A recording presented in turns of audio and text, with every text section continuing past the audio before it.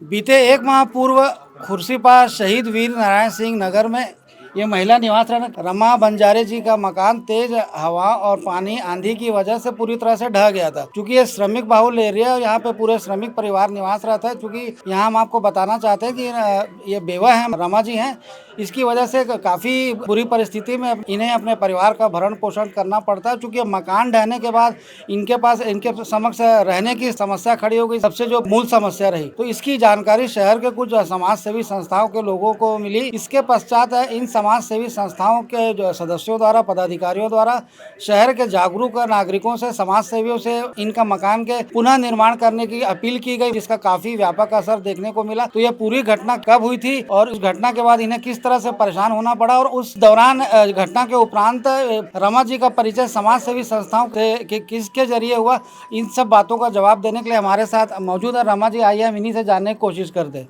जी बताएंगे आपका मकान कब ढहा था और किस तरह की आपको परेशानी हुई, उसके बाद आपने किन से संपर्क किया सर्वप्रथम?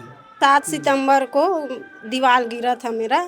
तो दीपक भैया के यहाँ मैं काम करती हूँ, तो भैया को बोली कि पैसा दे भैया, मेरा घर गिर गया है ऐसे करके। तो भैया पैसा नहीं देंगे, आपका घर ही बना देंगे जैसे भी, ऐसे करके मेरे साथ में आया, चलो दिखाना ऐसे करके। तो देख के गया और बस। कौन कौन आपके साथ निवास रहता है अभी वर्तमान में, चूंकि आपके पति का तो देहांत हो चुका है पूर्व मेरी में? 2 गुड़िया है, एक 14 साल की है, एक 9 साल की है बस।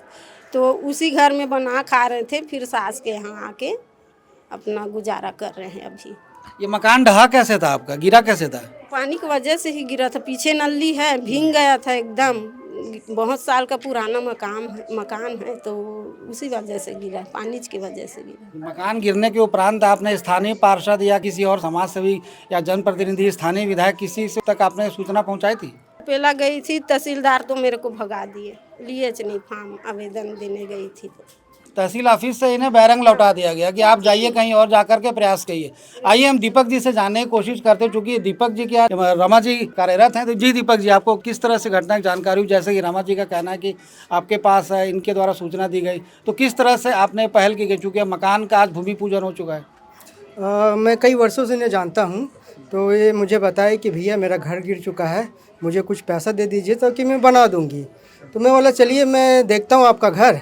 और मैं आके देखा तो वाकई में इनका घर गिरा हुआ था और स्थिति तो इनकी काफ़ी बेहद ही ख़राब है, तो मुझे पहले से ही पता है।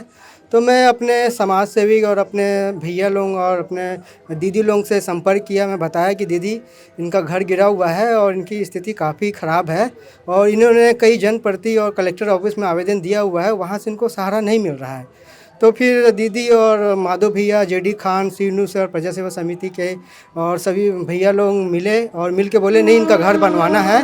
तो हम जन सहयोग से इनका घर बनवा रहे हैं और अभी भी आज भूमि पूजन हुआ है और इनका कार्य आज से स्टार्ट है।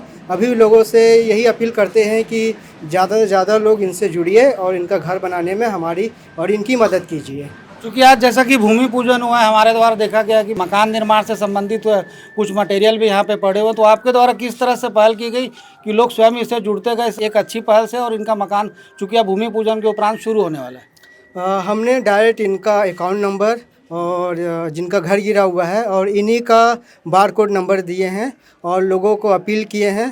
तो लोगों ने कोई 500, कोई 1000, कोई सिरमिट दे रहे हैं। स्वेच्छा से, जन सहयोग से लोग मदद कर रहे हैं। देखिए, जैसा कि इनका कहना है कि इनके द्वारा अपील की गई, उस अपील का अच्छा व्यापक असर देखने को मिला। लोग स्वेच्छा से जितनी जैसी जिसकी दान कर सकता उस तरह से दान किया जा रहा ताकि रमा जी का मकान खड़ा हो सके। हमारे साथ है समाज सेवी माधव जी, आइए हम इनसे भी जानने की कोशिश करते हैं। जी माधव जी, बताएंगे आप तक कैसे सूचना मिली? आज वार्ड क्रमांक 51 शहीद वीर नारायण सिंह में निवासरत बहन रमा बंजारे जी का घर एक माह पूर्व बारिश की वजह से ढह गया था और जैसे हम प्रजा सेवा समिति और श्री साईनाथ जन सेवा समिति को यह सूचना मिली कि एक जगह इनका घर गिर चुका है, तो दोनों संस्थाएं आपस में बात करके तुरंत हम लोग निर्णय लिया कि तुरंत हम लोग उनको घर बना के देंगे जन सहयोग की आशा से।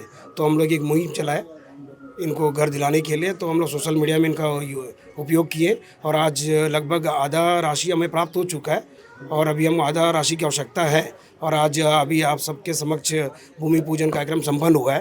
तो हम लोग बस आम जनमानस से यही कहना चाहते हैं कि आधा काम हो चुका है, आप लोग भी अपने जितना हो सके उतना सहयोग कर इनको घर पुनः निर्माण करने के लिए हम लोगों से अपील करते हैं। क्योंकि जैसा कि इनका कहना है कि ये कलेक्टर जन दर्शन में भी गई थी और स्थानीय पार्षद के भी संज्ञान में निश्चित रूप से यह मामला होगा, तो आपको लगता नहीं कहीं ना कहीं वहाँ से पहल किए जाने की ज़रूरत थी ताकि इस गरीब महिला का घर दोबारा से खड़ा हो सके? जैसे हमें सूचना मिली थी तो ये शायद 2-3 लोग बस गए भी थे, बट वहाँ से पॉजिटिव निर्णय नहीं मिला। इस वजह से फिर हम लोग दोनों संस्थाएं सामने आकर इस कार्य को लेने का कार्य हम लोग प्रारंभ किए। कहीं से सहयोग नहीं मिलने के उपरांत जैसा कि इनका कहना है कि इनकी जो समिति श्री साईनाथ जन सेवा समिति और प्रज्ञा सेवा समिति, इनके जो पदाधिकारी सदस्य इनसे जो जुड़ी हुई हैं, हालांकि इनका काम रक्तदान से संबंधित है, तमाम तरह के सामाजिक कार्यों से दोनों संस्थाएं जुड़ी है, लेकिन इसके बाद ये अच्छा असर देखने को मिला। लोग स्वयं जागरूक होकर इन्हें लगातार मदद करते रहे। आइए हम इस मैडम से भी जानने की कोशिश करते हैं। जी मैडम, आप भी प्रज्ञा सेवा समिति से जुड़ी हुई हैं, आप क्या कहना चाहेंगे? जैसे ही हमें सूचना मिली समिति के माध्यम से कि रमा दीदी का घर ढह गया है, हमने पूर्व में भी हमारे साईनाथ जन सेवा समिति और प्रजा सेवा समिति के माध्यम से ward number 44 Lakshmi Narayan ward में भाई विल्सन का घर बनवाया था। तो हमें लगा अब रमा दीदी का घर बनाने का मौका माता रानी अष्टमी के दिन हमसे करवाना चाहती हैं, तो माता रानी के आशीर्वाद से हम आज ये शुभ काम कर रहे हैं भैया। तो आम जनता से भी हम चाहते हैं कि ज़्यादा से ज़्यादा बढ़ चढ़कर मदद करें ताकि रमा दीदी भी अपने घर पे रह सके। क्योंकि ये मुख्य कार्य क्या है प्रजा सेवा समिति का और साईनाथ जन कल्याण समिति का?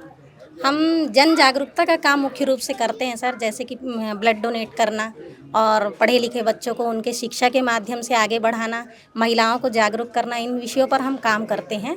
तो इसी माध्यम से हमको जैसे जैसे टारगेट मिलता है कि ये काम करना है और काम की सूचना मिलती है, तो काम की प्रायोरिटी को देखते हुए हम उस काम को पूरा करते हैं।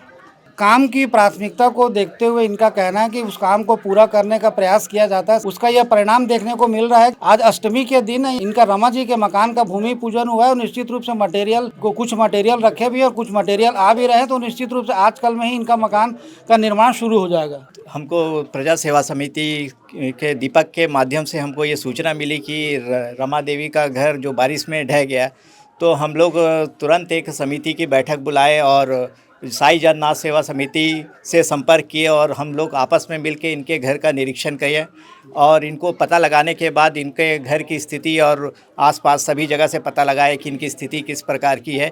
तो इनसे पता चला कि 2 बेटियों के साथ ये जीवन यापन कर रही हैं, हर जगह झाड़ू पोछा लगा के घर का जैसे तैसे अपने परिवार का पालन कर रही है और इस बीच इतना बड़ा संकट आ गया।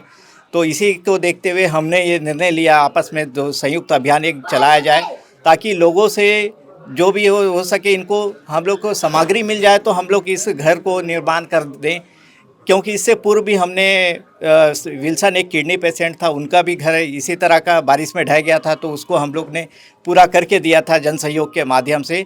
तो ये हमको पूरी तरह से विश्वास था कि हम लोग इस कार्य को भी पूरा कर लेंगे और इसीलिए हमने ये भी निश्चय कर लिया कि इस घर को कैसे भी जैसे तय भी हो हम लोग इसको पूर्ण करके ही रहेंगे।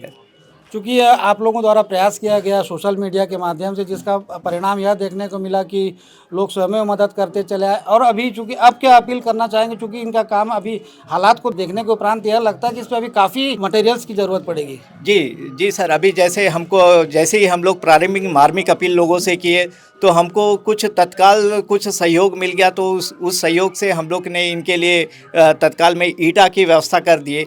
अभी हमको सीमेंट की आवश्यकता है, दरवाजे की आवश्यकता और सीट और की आवश्यकता है। ये सारी चीज़ें बची हुई है, लेकिन हमको जैसे जैसे धीरे धीरे हम लोगों से अपील करना चाहते हैं कि ये सामग्री भी हमको मिल जाए तो हम लोग इनके घर को जल्दी से जल्दी पूरा करवा लें।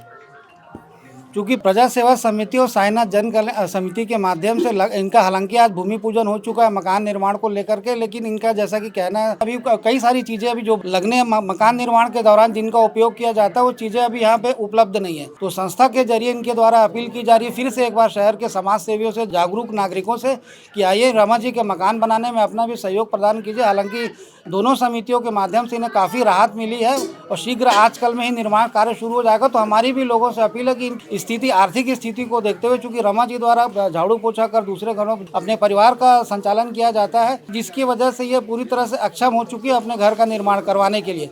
तो हमारी भी अपील है आप आइए, इस महिला का घर बन सके इसके लिए अपनी पर्याप्त जितनी भी आपसे आर्थिक मदद संभव हो सके रमा जी से शहीद वीर नारायण सिंह नगर में संपर्क कर उनकी मदद की जा सकती है। कोइन मीडिया न्यूज़ के लिए दीपक तल्लेवार के साथ संजय दुबे।